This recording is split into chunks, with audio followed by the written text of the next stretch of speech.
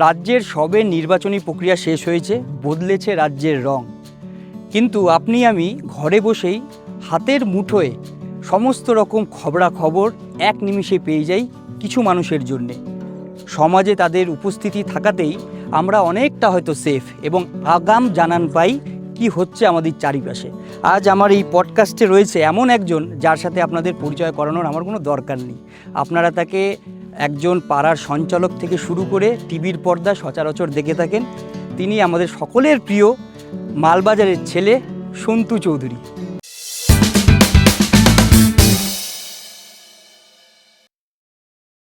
নমস্কার। একদম। আমার চ্যানেলে আসবার জন্য অসংখ্য ধন্যবাদ। সবার প্রথমে বলো, তুমি কেমন আছো? আমি একদম ভালো আছি, দুর্দান্ত আছি। আর মে মাসের একেবারে তীব্র গরমের মাঝেও প্রকৃতি আমাদেরকে যেভাবে ঠান্ডা রাখছে তাতে ভালো থাকাটাই স্বাভাবিক। একদম। এখন তো মনে হয় চাপ অনেকটা কম, সবে সমস্ত কিছু পেরোলো আর কি। একদম, প্রায় 5-7 দিন অনেকটাই ফাঁকা। আচ্ছা, কুল মাইন্ড এখন মোটামুটি। একদম একদম একদম। আচ্ছা, তোমার এই পরিবর্তনটা তুমি কেমন ভাবে দেখছো? তোমায় যদি আমি জিজ্ঞেস করি, তুমি একটু বলো। মানে রাজনৈতিক পরিবর্তনটা তুমি কিভাবে দেখছো এটাকে? রাজনৈতিক পরিবর্তন অন্ততপক্ষে ট্রেন্ড, পশ্চিমবঙ্গের যা ট্রেন্ড, সেই ট্রেন্ড ভেঙে অনেক দ্রুত পরিবর্তন হয়েছে এবং পরিবর্তনটা পজিটিভ ওয়েতে হবে বলেই আমি মনে করছি। এবং যদি আমরা ভারতবর্ষের উন্নত রাজ্যগুলোকে দেখি, সেখানে কিন্তু এরকম যে আসে সে 20 বছর, 25 বছর, 15 বছর থেকে যায় না। কিন্তু পশ্চিমবঙ্গের ক্ষেত্রে চিত্রটা বরাবরই অন্য। এবং আরও একটা যেটা সমস্যা বারংবার হতো, যে রাজ্যে যেই সরকার থাকে পশ্চিমবঙ্গে, ঠিক উল্টো দিকে সরকারটা কেন্দ্রে থাকে। কিন্তু এই বছর সেই ট্রেন্ড একদিকে যেরকম এই দূরত্বটা কমেছে, অনেক তাড়াতাড়ি বদল এসছে। এবং এবারে রাজ্য এবং কেন্দ্রে একই রাজনৈতিক দল হয়েছে, এই দুটো ট্রেন্ডই কিন্তু বদলেছে। তো এবারে পরিবর্তনের এই যে দুটো ট্রেন্ড পরিবর্তন হলো, আশা করা যায় এই পরিবর্তনটা আমাদের জন্য হয়তো বেটার কিছু নিয়ে আসতে পারে। আচ্ছা, আমরা কিন্তু আজকে একটা একদম নর্মালি আলোচনা করব। সন্তুদা আজকে কিন্তু কোনো রিপোর্টার নয়। সন্তুদা হচ্ছে আমাদের আজকে গেস্ট এবং ঘরের ছেলে। ঘরের ছেলে হিসাবে, একজন সাধারণ নাগরিক হিসাবে আমার যেসব কোয়েশ্চেন্স রয়েছে, আমি আসলে প্রিপেয়ার হয়ে আসিনি। আজকে সাডেন একটা প্ল্যান করে ফোন করে আমি চলে এসেছি। এই মুহূর্তে রয়েছি গুর্জন ঝোড়ায়। আমরা এই সন্তুদাই নিয়ে এসছে আমাদেরকে। সন্তুদা ভীষণ ব্যস্ত ছিল, একটা ক্রিকেটের টুর্নামেন্ট আয়োজন করছে আর কি, তো সেই নিয়ে একটু ব্যস্ত। তা আমরা টেনে নিয়ে এসেছি সন্তুদাকে, সন্তুদার সাথে কিছু আলোচনা করব বলে। আচ্ছা, তোমাকে আমি জানতে চাই, তোমার যেই প্রফেশন আর কি, এই সাংবাদিকতা করা, এই প্রফেশনে কোনো রকম মানে পার্সোনাল অ্যাটাক বা ধুমকি কখনো কি পেয়েছো করতে গিয়ে? দেখো, এগুলো সমস্ত প্রফেশনে আছে।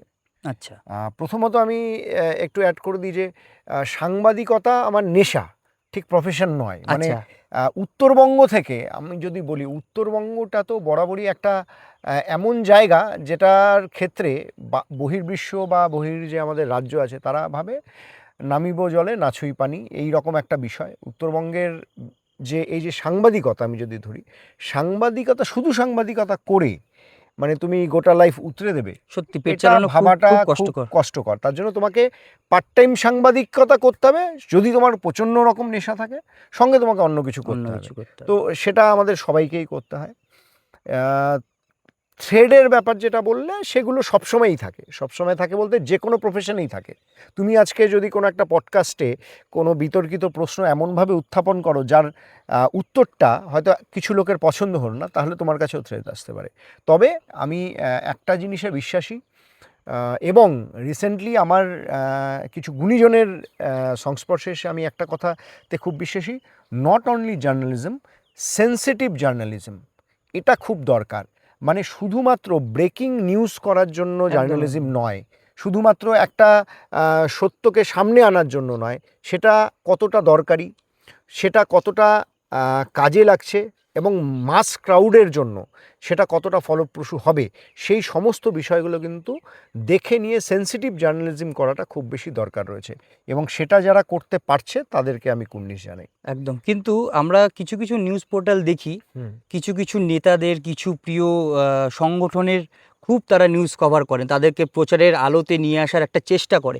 এটা কি ঠিক? সমাজের কাছে কি এই বার্তা পৌঁছানোটা কোথাও না কোথাও গিয়ে একটা মারাত্মক বিষয় গিয়ে দাঁড়াবে? কি মনে হয় তোমার? মানে সবসময় কোনো একটা ব্যক্তিকেন্দ্রিক বা কোনো একটা সংগঠন, কোনো একটা দলকে সবসময় প্রচারের আলোতে রাখা, দেখানো, তাদের মানে এটা কি পয়সা পায়? মানে আমি জানতে চাইছি তোমার থেকে, আমাদের তো নিশ্চয়ই একটা পয়সা ফর্মালি, আছে, একটা তো ফেভার আছেই। এটা সেই সত্যি না? ফেভারটা পয়সারও আছে, সেই আচ্ছা। ফেভারটা কোনো মানে সাপোর্টের আছে, সেই ফেভারটা বিভিন্ন রকম হতে পারে, আচ্ছা, কিন্তু সুবিধে তো আছে। সুবিধা। এবং তুমি একটা জিনিস দেখো, সাংবাদিকতায় এখন সবথেকে বড় চ্যালেঞ্জ যেটা আমাদের জন্য, সেটা হচ্ছে, আমাদের জন্য শুধু বলবো না, এটা সবার জন্যই অনেকটা চ্যালেঞ্জ। যারা ভালো কাজ করছে তাদের জন্যও চ্যালেঞ্জ, যারা শুধু পোর্টাল ভালো কাজ করছে তাদের জন্যও চ্যালেঞ্জ। দেখো, তুমি যদি লয়ার হতে চাও, তোমাকে একটা সার্টিফিকেট পাশ করে পেতে হবে, একদম। তার জন্য একটা পড়াশুনো রয়েছে। পড়াশোনা রয়েছে। ইঞ্জিনিয়ার হতে গেলেও তাই, ডাক্তার হতে গেলে তাই, পৃথিবীর সমস্ত প্রফেশনে এই বিষয়গুলো আছে। কিন্তু সাংবাদিকতা বলো বা এই ধরনের কালচারাল, আমি সবসময় সাংবাদিকতাকে কালচারাল ইভেন্টের সাথে জুড়ে দিই, কারণ এটা একটা পারফর্মিং আর্ট। অনেকেই বলে মাস কমিউনিকেশন পড়ার দরকার আছে, এটা দরকার আছে, কিন্তু তারপরেও আমি তোমাকে বলবো, ভারতবর্ষের সেরা সাংবাদিকদের তুমি খুঁজে নাও, ভারতবর্ষের ইতিহাসের, তারা কেউ মাস কমিউনিকেশন পড়ে আসেনি, বা তারা জার্নালিজম আলাদা করে পড়েনি। তারা বেসিক পড়াশুনো করে এসে একেবারে খবরের ভেতরটা বুঝে নিয়েছে, ভেতরে অন্তর্নিহিত যে মানেটা আছে সেটা বুঝে নিয়েছে। এর একটা যেরকম ভালো দিক আছে, এবার খারাপ দিকটা হয়েছে, যে কেউ একটা মোবাইল এবং একটা স্ট্যান্ড নিয়ে সাংবাদিক হয়ে যায়। এটাই সমস্যা পেজ সবথেকে। খুলতে কোনো অসুবিধা নেই, ঠিক। ইনফ্যাক্ট আমরাও পেজ করেছি, কিন্তু এক্ষেত্রে কি হয়, এই যে পেজটা যে হয়ে গেল, তার যে একটা মিনিমাম ডিউটি, তার যে একটা মিনিমাম বিবেকবোধ, এইটা বেশিরভাগ ক্ষেত্রে কিন্তু হারিয়ে যাচ্ছে। এবং ঘরে বসে সাংবাদিকতা করার প্রবণতা অনেক বেশি বেড়েছে। দেখবে তুমি যে প্রচুর পোর্টাল আছে, প্রচুর মানুষজন আছে, তারা কোনো দিনও সাংবাদিকতা করেইনি, কিন্তু তাদের যে প্রোফাইলটা আছে সেখানে নিউজ বলে ছাপা হচ্ছে, এবং সেগুলোর ভিউও প্রচণ্ড। তারা কি করছে, কোনো একটা নিউজ কোথাও পেয়েছে, সেটাকে ডাউনলোড করে দিয়ে দিচ্ছে। এবার তাতে কি হচ্ছে, প্রথমত আপনি সত্যটা জানেন না। অ্যাকচুয়ালি ধরুন বড় বড় নিউজ হাউসও অনেক সময় ভুল করে। তো ছোটোখাটো যে ভিডিওগুলো আমরা পাই, এখন বলা হয় হোয়াটসঅ্যাপ ইউনিভার্সিটি, ফেসবুক ইউনিভার্সিটি, তো সেখান থেকে যে ভিডিওটা আমি পাচ্ছি সেটাই সত্যি, সেটা কীভাবে বুঝবো? আর দ্বিতীয়ত, সাংবাদিকতায় সমস্ত ক্ষেত্রে, ইনফ্যাক্ট আমি যখন রুরাল ডেভেলপমেন্ট করছি, তখন আমাদের মাস কমিউনিকেশনের কিছু চ্যাপ্টার থাকে। তো ওখানে বলা হতো যে কোনো কমিউনিকেশন যদি সম্পূর্ণ করতে হয়, পরিষ্কার করতে হয়, তাহলে দুতরফের কথাই কিন্তু রাখতে হবে। ধরো আমি এই পাশ থেকে তোমাকে ফোন করলাম, আমি হ্যালো বললাম, তোমাকেও তো হ্যালো বলতে হবে। বলতে হবে ঠিক একদম। এইভাবেই কোনো একটা ঘটনায় কারো ওপর যদি অভিযোগ থাকে, কোনো একটা ঘটনা ঘটে থাকে, তাহলে একদিকে যেরকম অভিযোগকারীর বক্তব্য রাখাটা দরকার, যিনি অভিযুক্ত, যার বিরুদ্ধে অভিযোগ, তার বক্তব্যটা রাখাটাও খুব দরকার। একদম। এবার এখন যেটা হচ্ছে, আমি পেয়েছি, আমি করে দেবো, যে অভিযোগ করেছে, যার বিরুদ্ধে অভিযোগ, তার খোঁজখবরই নিলাম না, সে কি করেছে না করেছে, তার কোনো, যে অভিযোগ করছে তার কোনো পার্সোনাল ইন্টারেস্ট আছে কি না, সেগুলো না ভেবেই একটা খবর করে দেওয়া হচ্ছে। প্রথমত এটা একটা আছে। আর দ্বিতীয়ত, জার্নালিজমে যে ফেভারের কথাটা বললে, এটা তো আছেই, কারণ মানুষ এখন আটকে গেছে ভিউ এবং লাইকের ওপর। আমি তোমাকে একেবারে পরিষ্কার দেখাতে পারবো, শ্রীজাতর লেখা 10টা দুর্দান্ত মিনিংফুল লাইনে যতটা লাইক পড়ে, যতটা কমেন্ট পড়ে, তার থেকে অনেক বেশি ব্রেকিং নিউজ, এখানে একটা গোখরো সাপ বেরিয়েছে, এটাতে হয়ে যায়। এবার ঠিক। গোখরো সাপ উত্তরবঙ্গের বুকে তো খুব স্বাভাবিক। এবার এতে মানে এটা নিউজ কি, সে কামড়ে দিয়েছে, কেউ মারা গেছে বা আহত হয়েছে, একই গোখরো সাপ বারবার বেরোচ্ছে, এটাই। এটার একটা বড় নিউজ হতে পারে, এটার একটা দৃষ্টিভঙ্গি আছে। কিন্তু একটা গোখরো সাপ শুধু বেরিয়েছে, বেচারা কাউকে ছোবলও দেয়নি, ও নিজে অবাক হয়ে যাচ্ছে, এতদিন ক্যামেরায় কেউ আমাকে তুলতো না, আজকাল খুব তাহলে তুলছে। এটা কিভাবে দেখবো আমরা, মানে যে এই সমস্ত নিউজ কভার করছে, যে সমস্ত রিপোর্টার সাংবাদিকরা, তারা কি মানে ঠিক মতন খুঁজে পাচ্ছে না খবর, বা খুঁজে বের করে আনতে পারছে না? এটাও কিন্তু একটা ট্যালেন্টের প্রয়োজন রয়েছে এখানে, যে ট্যালেন্টের সাথে সাথে খবরটা ঠিকঠাক বের করে আনা। একদম, আর ট্যালেন্টের সাথে সাথে না, সময় দেওয়াটার দরকার আছে। আহ, এই যে মানে ধরো তুমি ভাবছো যে ঘরে বসে আমি সব পেয়ে যাচ্ছি, সেগুলোকে আমি তুলে ধরে দেবো, বা আমি গেলাম না, ও ভিডিও করে পাঠিয়ে দেবে। এবার এক একজন ব্যক্তি এক এক রকমভাবে এক একটা বিষয়কে দেখে, এবং আমরা জানি যে প্লেটো বহুদিন আগে বলে গেছেন, প্রত্যেকটা মানুষই এই বর্ন কিন্তু পলিটিক্যাল। পলিটিক্যালিজমে কোনো পার্টির হতে হবে এরকম না, তার কিন্তু একটা ভাবনা চিন্তা, নিজস্ব ভাবনা চিন্তা রয়েছে, তার একটা নিজস্ব ফিলোসফি আছে, সে এক একটা বিষয়কে এক এক রকমভাবে জাজ করে। এবার আপনি যার ভিডিওর ওপর ভর করে তার মুখের কথার ওপর বিষয়টাকে সামনে আনছেন, আপনার চোখে, আপনার বোধগম্যের মধ্যে আপনি নিজে গেলে হয়তো সেই বিষয়টা একেবারে অন্য পৃষ্ঠার একটা গল্প বেরোতো। তো সেই জায়গাগুলো মিস হচ্ছে প্রথমত। তবে সবটাই যে মানে অন্ধকার দিক, এটা নয়। আলোর দিক তো আছে, যে প্রচুর খবর আমরা খুব তাড়াতাড়ি পাই, কিন্তু কোয়ালিটি কন্টেন্ট আমরা পাচ্ছি না, এটা নিয়ে কোনো দ্বিমত নেই। সেটার অভাব। সেটা নিয়ে অভাব আছে। এবং তুমি আমাকে বলো, প্রশ্ন সাংবাদিকদের নিয়ে উঠবে না কেন? কারণ হচ্ছে এখন সাংবাদিকরা সংবাদ করতে গিয়ে তেলের পয়সা চায়। মানে তার যেটা ডিউটি, একজন সাংবাদিকের তো একটা ডিউটি আছে, সে তো একটা কাজ করে, তার একটা দায়িত্ব আছে। মাস্টারমশাই স্কুলে যেতে গিয়ে কি বলবে আমার তেলের পয়সা দরকার? সেই তো।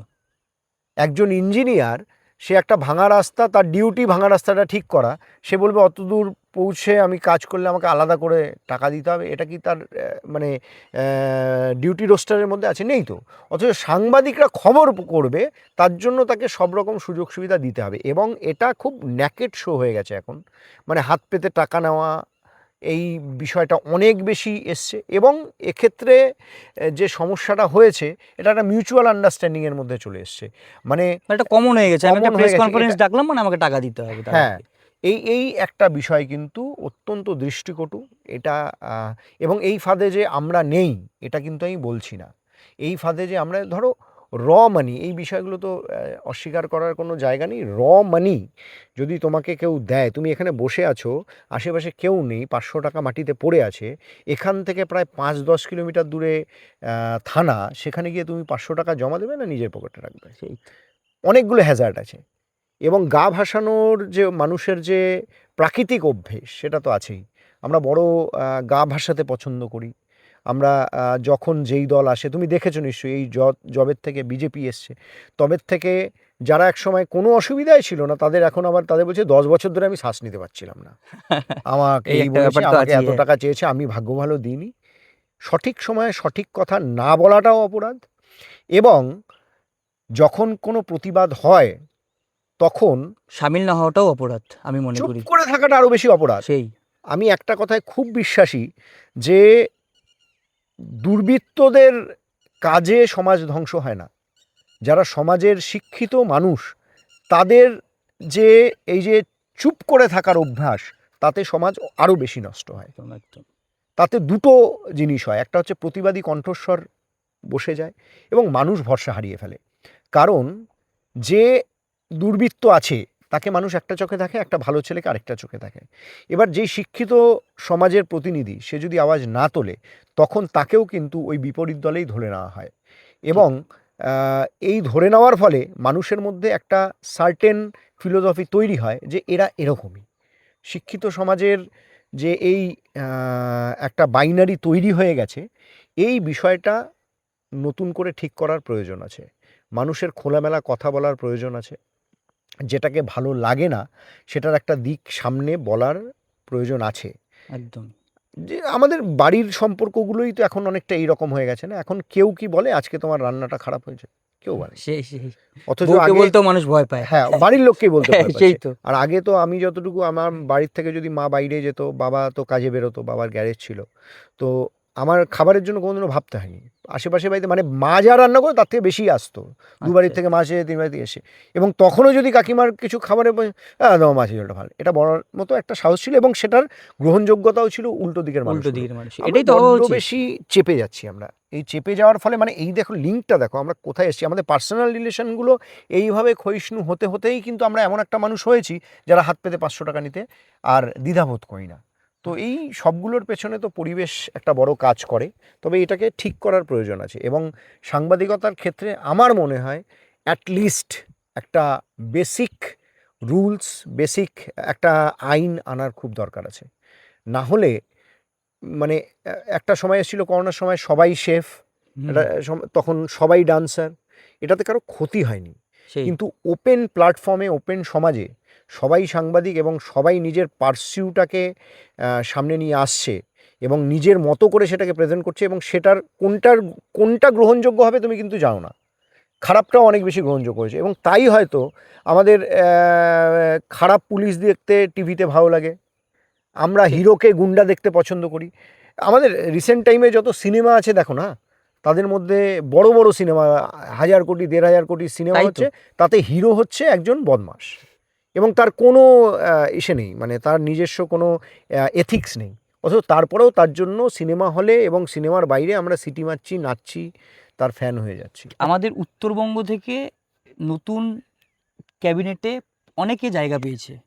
তুমি অ্যাজ এ জার্নালিস্ট নয়, মালবাজারের সাধারণ নাগরিক হিসেবে কি কি হলে ভালো হয় যদি একটু বলো আমাদেরকে। তোমার চাহিদা কি অ্যাজ এ মানে একদম সাধারণ একজন একজন নাগরিক হিসেবে তোমার কি কি চাওয়া পাওয়া থাকতে পারে তাদের কাছে? দেখো, আমি একটা পরিষ্কার কথা বলি, আমি বরাবরই ছোট স্টেটের পক্ষে। উত্তরবঙ্গ যে বঞ্চিত, এটা নিয়ে কোনো দ্বিমত নেই, কোনো দ্বিমত নেই। একদম। কারণ যখনই সরকার হয় তার 90% যারা ক্যাবিনেট মিনিস্টার হন তারা সবাই কলকাতা কেন্দ্রিক। সে যদি কলকাতার বাসিন্দা নাও হয় তাকে সেই কলকাতায় গিয়েই থাকতে হয়।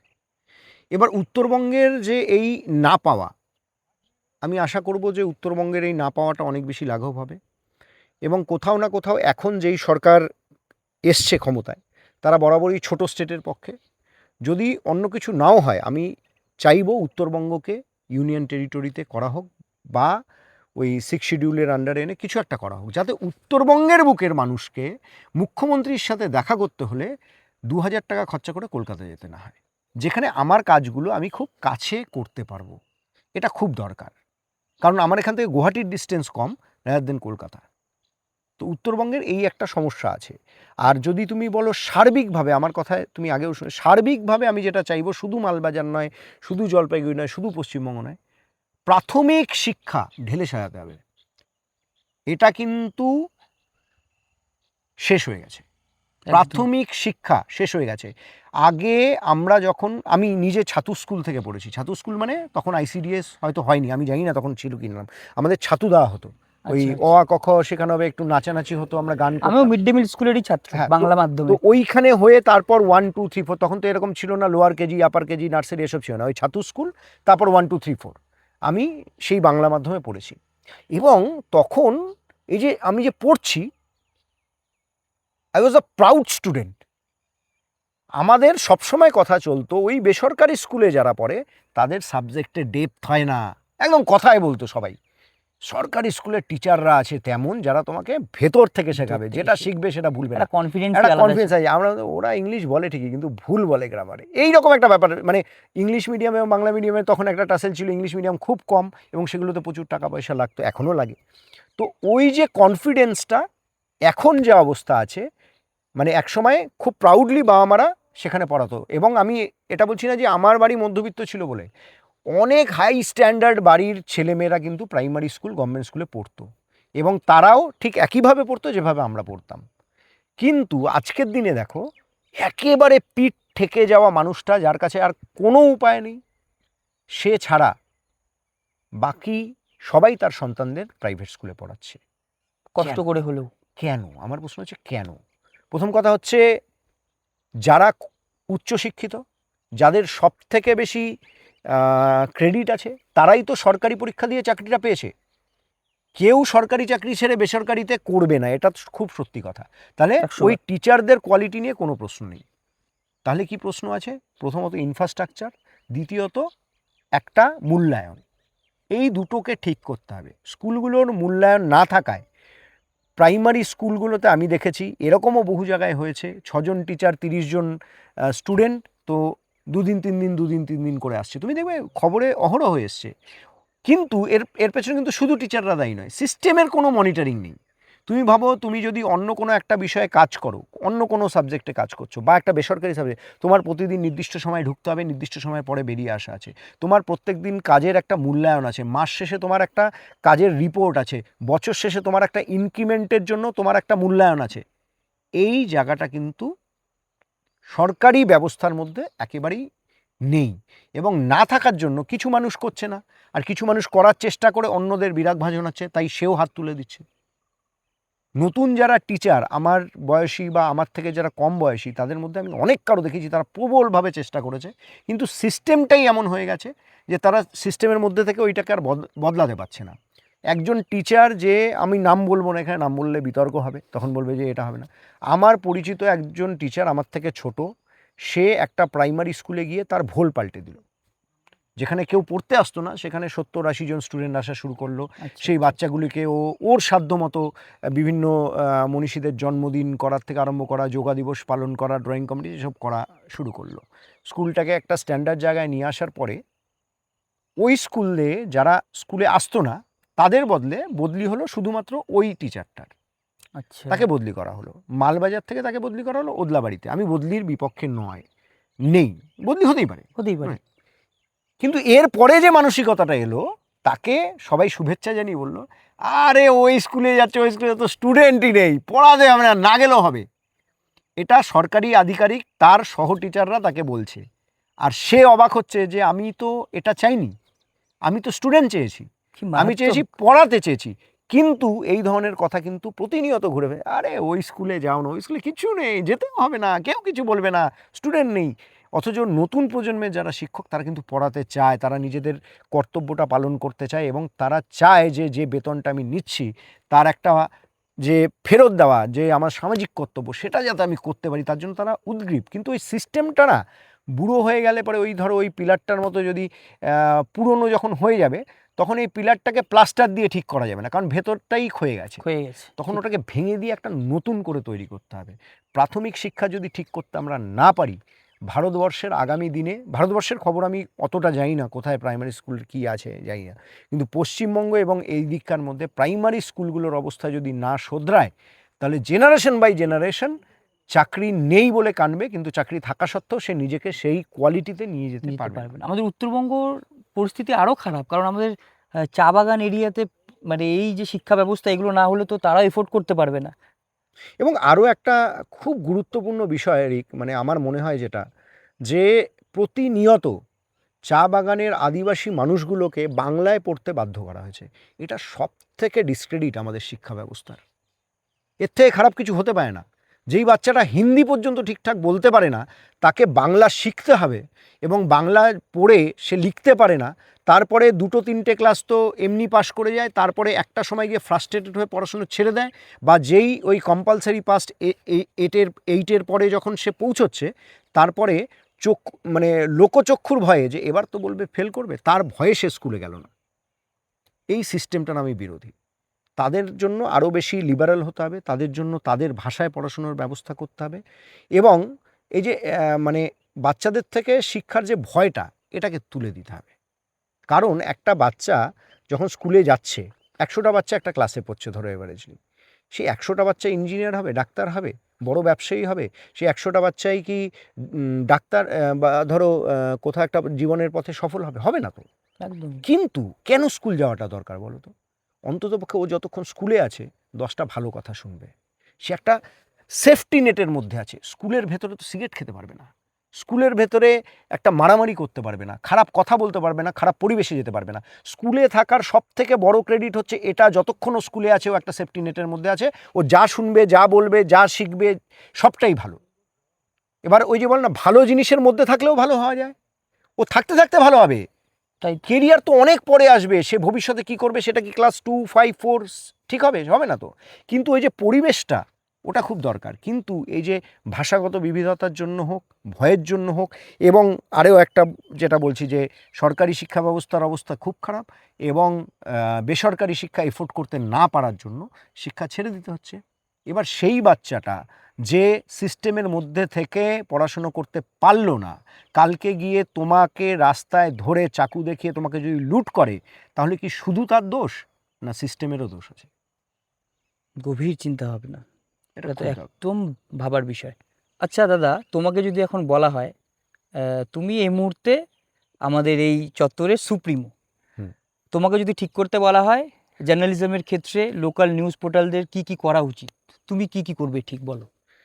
প্রথমত একটা সরকারি গাইডলাইন আসা উচিত যে কি কি করা যাবে এবং কি কি করা যাবে না। সাপোজ আমি আমাদের যে জলপাইগুড়ির চাইল্ড ওয়েলফেয়ার কমিটি, অর্থাৎ যাদের যাদের সুরক্ষা এবং যাদের থাকার জায়গা এইসবের সমস্যা আছে, রিহ্যাবিলিটেশন রেস্টোরেশনের সমস্যা আছে, তাদের যে বিচার ব্যবস্থা যেখানে হতো সেখানে বেশ 3 বছর আমি সেখানে সদস্য ছিলাম। সেখানেও বেশ কিছু রুলস অ্যান্ড রেগুলেশন আছে যে কোনো বাচ্চার নিয়ম আছে। কোনো বাচ্চাকে তুমি এক্সপোজ করতে পারবে না তোমার খবরের জন্য, তার মুখ দেখানো যায় না। আচ্ছা। এমনকি তার বাবা মার লিখিত পারমিশন ছাড়া তাকে নিয়ে খবর করা যায় না। সেটা মানছে কেউ? আমাদের একেবারে হাই এন্ড মিডিয়া হাউসেও বাচ্চাদেরকে বসিয়ে ইন্টারভিউ করা হচ্ছে, তাদের মা বাবাকে নিয়ে আসা হচ্ছে। এবং অদ্ভুত কিছু নিয়ম আছে দেখো, যখন আমাদের আরজিকর ঘটনাটা হলো, আরজিকর ঘটনার পরে সুপ্রিম কোর্ট হাইকোর্ট বলল যে ওই মেয়েটি অভয়ার যে ছবি সামাজিক মাধ্যমে ভাইরাল হয়েছিল সেটা করা যাবে না।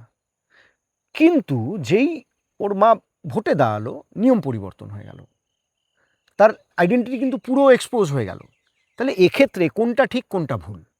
আগেরটা ঠিক ছিল না পরেরটা ভুল? তো কোথাও না কোথাও একটা গ্যাপ আছে এটা। আর দ্বিতীয়ত আমি বলবো সাংবাদিকতা বা সাংবাদিক বা পোর্টাল, এরা তো প্রত্যেকেই সামাজিক জীব, মানে আমরা প্রত্যেকেই সমাজের অংশ। যেরকম একটা কথা আগে চলতো না, পুলিশও সামাজিক জীব, মানে একটা কথা চলে যে পুলিশও তো মানুষের থেকেই হয়। ঠিক সেভাবেই সাংবাদিকরাও, আমরা যারা আছি আমরা সমাজেরই অংশ। আমাদের সামাজিক অবক্ষয়টা সবার প্রথম আটকাতে হবে। যেমন? যেমন হচ্ছে সাপোজ এই যে প্রাইমারি এডুকেশন সরকারি শিক্ষা ব্যবস্থার থেকে প্রায় উঠতে চলেছে, এইটাকে আরও বেশি স্ট্রং করতে হবে যাতে একটা সমতা সমাজে বজায় হয়। এবং সমতা যখনই আসবে, ইকুইটি নট ইকুয়ালিটি, ইকুইটি যখন আসবে তখন প্রত্যেকটা মানুষ নিজের মতো করে ভাবতে শিখবে। প্রত্যেকটা অবক্ষয়ের পেছনে তুমি দেখবে ভাবনা চিন্তার অভাবটাই কিন্তু কাজ করে। এটা নিয়ে ভাবাই হয়নি, এটা নিয়ে বোঝাই হয়নি। অনেকগুলো দিক থাকে, তো একই ঘটনার অনেকগুলো পার্সপেক্টিভ থাকে। এই ভাবনা চিন্তার উদয় হওয়াটা খুব দরকার আছে। আর দ্বিতীয়ত পোর্টাল বা যারা ফেসবুকে যারা করছে তাদের জন্য একটা সরকারি গাইডলাইন অত্যন্ত দরকারি। সরকার সেখানে বেঁধে দেবে যে কোনটা করা যাবে কোনটা করা যাবে না। সেই মানে এটাকে আমি স্বাধীনতার অপব্যবহার বলবো, যে আমাদের স্বাধীন হওয়ার ফলে যে এই জিনিসগুলো হচ্ছে বারংবার, এমন এমন কিছু ঘটনা সামনে চলে আসছে যেইগুলো প্রথমত দুটো দিক আছে। একটা হয়তো সেটা কোনো ঘটনাই নয়, আবার এমন একটা সেন্সিটিভ ঘটনা যার একটা লং টার্ম খারাপ প্রভাব সমাজে পড়তে পারে। তো আমি প্রথমেই যেটা বললাম যে সেন্সিটিভ জার্নালিজমের ওপর অনেক বেশি নজর দিতে হবে। সেই জায়গায় কিন্তু বাইরে থেকে আইন এনে একটা গণ্ডি ঠিক করে দিতে হবে। তারপরে যে বাকিটা থাকবে তা কিন্তু আমার মতো আমরা যারা সাংবাদিকতা করি তা কিন্তু আমাদের ওপরেই নির্ভর করবে। কারণ হচ্ছে ওই বলে না একটা ডিম, সেটাকে যদি আমি বাইরের থেকে ফোর্স করি সেটা খুব জোর অমলেট হবে, তাই না? কিন্তু ওই ডিমটা যদি ভেতর থেকে ফাটে তাহলেই কিন্তু ভেতর থেকে একটা নতুন প্রাণ আসবে, নতুন একটা জীবন আসবে। সাংবাদিকতা হোক, সমাজের অন্য যে কোনো পেশা হোক, সমাজের যে কোনো বিষয় হোক, ওই ভেতর থেকে যদি বিষয়টা না আসে না, আমি নিজের থেকে যদি না ভাবি, তাহলে কিন্তু ঠিক হওয়াটা মুশকিল আছে। তবে অবশ্যই মানে পোর্টাল হোক বা অন্যান্য মেন স্ট্রিম মিডিয়া হোক, এখন এর মধ্যে আলাদা করার জায়গা কোথাও নেই। কারণ মানুষের কাছে পোর্টালের গ্রহণযোগ্যতা একেবারে একটা হাই স্ট্যান্ডার্ডে চলে গেছে। কারণ তার মাঝেও এই যে বিস্তর পোর্টাল পেজ, তার মধ্যে কিছু কিছু পোর্টাল আছে যারা নিজেদের একটা বেঞ্চমার্ক সেট করেছে, যারা নিজেদেরকে সেই উচ্চতায় নিয়ে গেছে। এবার এই বেঞ্চমার্কের যে ফলো আপ, ধরুন আমার এই ভিডিওটা ভালো লাগছে, আরেকজন কি করছে এইটার মতো করেই একটা খবর চালাচ্ছে, যাতে এইটাতে তো 10,000 ভিউ আছে, আমি অ্যাটলিস্ট 1,000 পেয়ে যাব। এই যে কপি করা, একই খবর বারবার চালানো, এই সব বিষয়গুলোর একটা বড় জায়গা আছে। এবং এতে কি হয়, যে মানুষটা খেটে নিউজটা বার করলো তার ক্রেডিটটা অনেকভাবে লাঘব করা হয়, সে কিন্তু ক্রেডিটটা পায় না। আমি বলছি যেরকম ধরো আমাদের মালবাজারের একটা দুটো নিউজ, যেরকম ধরো এই যে আমরা এখনই বললাম, আমরা আসার সময় দেখলাম যে ওই গেটটা, এখানে গেটটা ছিল, এই গেটটা যখন খোলা ছিল একবার কিছুদিন আগে, তার 1-2 বছর আগে সম্ভবত, একটা বড় ট্রেন দুর্ঘটনা পরে 2 দিন পরেই এই গেটটা খোলা ছিল যখন ট্রেন যাচ্ছে। এই নিউজটাকে ব্রেক করি আমি, এই ভিডিওটা একমাত্র আমার। এবার কি হলো, আমরা ভিউ পেয়েছি, আমরা দেখিয়েছি, আমি তখন উত্তরবঙ্গ সংবাদের সাথে যুক্ত ছিলাম, উত্তরবঙ্গ ফ্রন্ট পেজ গেছে। কিন্তু এই নিউজটাকে কোনো রকম কথাবার্তা ছাড়া আমরা যখন ভিডিওটা দিয়েছে, উত্তরবঙ্গ সংবাদ কোথাও দিয়েছে বা আমি কোথাও দিয়েছি, কোনো রকম কথাবার্তা ছাড়া একেবারে main stream national international level media সেই ভিডিওটাকে নিয়ে চালিয়ে দিয়েছে উইদাউট পারমিশন। এবং তাদের ভিউ যদি দেখো, তাদের ইনকাম যদি দেখো 100, 150, 200, 500 গুণ। কিন্তু যে নিউজটাকে ব্রেক করলো সে কিন্তু সেই ক্রেডিটটা পেল পেল না। না। এটা আমি শুধু আমার এক্সাম্পল দিলাম। এই এরকম রকম প্রচুর পোর্টালের হাজার হাজার সাংবাদিক আছে যারা নিউজ ব্রেক করে, কিন্তু তারা সেই কি বলবো, যে সম্মান plus প্রাপ্তিটা, সম্মানটা সেটা কিছু পায় না।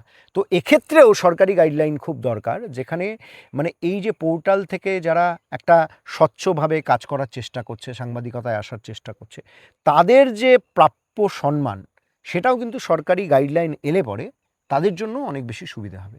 বাহ, কারণ এই দিকগুলোও তো দেখতে হবে। একদম একদম। সূর্য প্রায় ডুবি ডুবি ভাব। আচ্ছা, তোমার কাছে আমার এই মুহূর্তে শেষ প্রশ্ন, রাজনীতি এই মুহূর্তে যে একটা পরিবর্তন হয়েছে সবে, এই পরিবর্তন যাত্রাটা কেমন হওয়া উচিত এবং ভবিষ্যতের পলিটিক্সটা কি হবে তোমার কি মনে হয়, দেখো, কি ধরনের হওয়া উচিত? আমার মনে হয় ওই পজিটিভ পলিটিক্স খুব দরকার। পজিটিভ রাজনৈতিক স্বাধীনতা প্রত্যেকটা পলিটিক্যাল পার্টির প্রয়োজন আছে। আমরা দেখেছি বরাবর ভারতীয় রাজনীতিতে একটা অ্যাঙ্গেল চলে বরাবর, এখন পর্যন্ত ইতিহাস যদি ঘেটে দেখো, যে বিপক্ষে যাতে কেউ না থাকে, সবাই আমার দিকে থাকে। এই কনসেপ্টটাই ভারতের যে কনস্টিটিউশন তার পরিপন্থী। আচ্ছা, তাহলে আমি যদি এবার বলি বিপক্ষে থাকবে কি, যে আজ বিপক্ষে সেই আজ পক্ষের দিকে আসতে চাইছে, এই যে একটা প্রবণতা আমরা সোশ্যাল মিডিয়ায় দেখছি, এটাকে তুমি কিভাবে দেখো বলো? বিপক্ষ তো, বিপক্ষে যে আছে সে তো থাকতেই চাইছে না, সে সবসময় থাকতে চাইছে একটা ছত্রছায়ার মধ্যে। একটা খুব বিখ্যাত কথা আছে, প্রত্যেকটা লড়াই জেতার জন্য লড়া হয় না। কোনো কোনো লড়াইয়ে বিপক্ষের মানুষগুলো এর জন্য দাঁড়িয়ে থাকে যাতে ইতিহাসে লেখা হয় যে উল্টো দিকে কেউ না কেউ ছিল প্রতিবাদ করার জন্য। এটা খুব দরকার। পৃথিবীতে সব ঠিক বলে কিছু হয় না, কিছু না কিছু ভুল হবেই।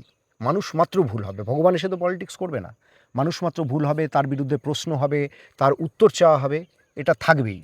এবং যতদিন অবধি যারা সমাজে প্রতিষ্ঠিত তারা পলিটিক্সে না নামছে, শিক্ষিত সমাজ যতদিন না নামছে, ততদিন পর্যন্ত কিন্তু পলিটিক্যাল যে ফ্রিডম সেটার আশা করাও বৃথা।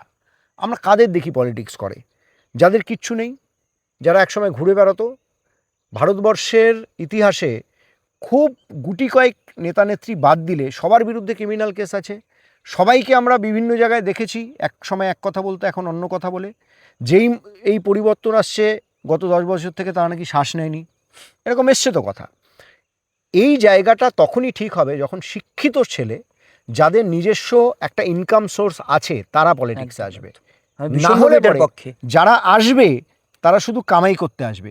যে নিজে কোনোদিনও পয়সা দেখেনি, সে যখনই দেখবে একটা রাস্তার জন্য 10,000 টাকা আসছে, সে তো 5,000 টাকা নিজের পকেটে ভরার কথা চিন্তা করবেই। কারণ প্রথমত তার কাছে সে প্রতিষ্ঠিত নয়, দ্বিতীয়ত সে এডুকেটেড নয়। এডুকেটেড ইউথ আসার প্রচণ্ড দরকার রয়েছে। এবং তাই আমি চাই এই সরকার এসে যে যে কাজগুলো করবে সেগুলো তো করছেই। একটা গোটা পশ্চিমবঙ্গে যেটা অনেক দিন ধরে একটা জায়গা আটকে রয়েছে, সেটা হলো college election. Immediate college election করানো উচিত। অনেকেই বলে যে পলিটিক্সে যারা আসছে তারা কেন, ছাত্ররা কেন পলিটিক্স করবে? আমি বলি ছাত্ররাই পলিটিক্স করবে, একদম ছাত্ররাই বুঝবে, এবং কেউ ঠিক কেউ ভুল হবে না। প্রত্যেকের ভারতবর্ষে নিজের যে চিন্তাভাবনা সেটাকে বলার রাইটস আছে, এবং কোলাবোরেটিভ ওয়েতে সেই প্রত্যেকটা চিন্তাভাবনাকে সম্মান জানাতে হবে। যারা শাসক তাদের দায়িত্ব এটা, বিরোধীদের কিন্তু কোনো দায়িত্ব নেই। কিন্তু এটা আমি বলছি, যে শাসক তার বেশি দায়িত্ব, সে সবাইকে কিভাবে এক ছাত্রার তলে আনবে। কারণ আমরা জানি যে যে যত বেশি নত সে তত বেশি উঁচু। শাসক যখন তুমি, আমার অভিযোগ তোমাকে শুনতে হবে। আজকে শুভেন্দু অধিকারী কিছুদিন আগে পর্যন্ত বিরোধী দলনেতা ছিলেন, তখন তার কোনো লায়াবিলিটি ছিল না। আজকে তিনি মুখ্যমন্ত্রী, তিনি মুখ্যমন্ত্রী কিন্তু বিজেপির নন, তিনি মুখ্যমন্ত্রী সিপিএমে, তিনি মুখ্যমন্ত্রী তৃণমূলের, তিনি নোটাতে যারা ভোট দিয়েছে তাদেরও মুখ্যমন্ত্রী। শুভেন্দু অধিকারীকে সারাক্ষণ গালি দেওয়া মানুষটারও মুখ্যমন্ত্রীর নাম কিন্তু শুভেন্দু অধিকারী। তাই আমি চাই এই যে গোটা সিস্টেম, যারা শাসকে আসবে তারা আরও বেশি শুনবে যারা বিরোধিতায় আছে, যারা তার বিরুদ্ধে কথা বলছে কেন বলছে, এই বিষয়টাকে অ্যাড্রেস করার দরকার আছে। কারণ একটা জিনিস মাথায় রাখবে, একটা হাসপাতালে রোগীর সংখ্যা কমে যায় দুটো কারণে হতে পারে। হাসপাতালে ভালো চিকিৎসা হচ্ছে না, বা ওই হাসপাতাল নিজের যে পরিধি তার বাইরে গিয়ে এত ভালো কাজ করছে যে লোক অসুস্থ হচ্ছে না। অসুস্থ হচ্ছে। এবার সিস্টেমকে ঠিক করতে হবে, কি কারণে মানুষ সিস্টেমের কাছে প্রশ্ন করাটা বন্ধ করবে, যে সিস্টেমের কাছে প্রশ্ন করতে পারছে না বলে, নাকি সিস্টেম তাদের সেই প্রশ্নগুলোর উত্তর দ্রুত দিচ্ছে যাতে তাদের কাছে প্রশ্ন কমে যায়। বা এমন দ্বিতীয়টা হতে পারে যদি হয়- সুযোগই দিচ্ছে না হ্যাঁ, মানুষকে। আমি চাই হচ্ছে এত সুযোগ মানুষ পাক যে মানুষের প্রশ্ন কম পড়ুক, তাহলেই একটা সঠিক গভর্নেন্স কিন্তু গড়ে উঠতে পারবে। মানুষকে প্রশ্ন করার সুযোগ দিতে হবে এবং মানুষের যে প্রতিবাদ সেটাকে গ্রহণ করতে হবে, তাহলেই কিন্তু একটা ভালো সরকার, একটা গুড গভর্নেন্স তৈরি হতে পারে। দুর্দান্ত, আজকের পডকাস্টটা কিন্তু দুর্দান্ত হয়েছে আমাদের। এই ব্যক্তি সারাক্ষণ একে তাকে প্রশ্ন করে বেড়ায়, আজ আমি তাকে অনেক প্রশ্ন করলাম। যাক, অনেক ভালো লাগলো, তুমি ভালো দেখো, আবার দেখা হবে খুব শিগগিরই। আমরা হয়তো আর একটা পডকাস্ট করব অন্য কোনো বিষয়ে। আজকের মতন এখানেই ইতি। দেখতে থাকুন বং অফ ডুয়ার্সের নতুন সিরিজ ওয়াকি টকিজ।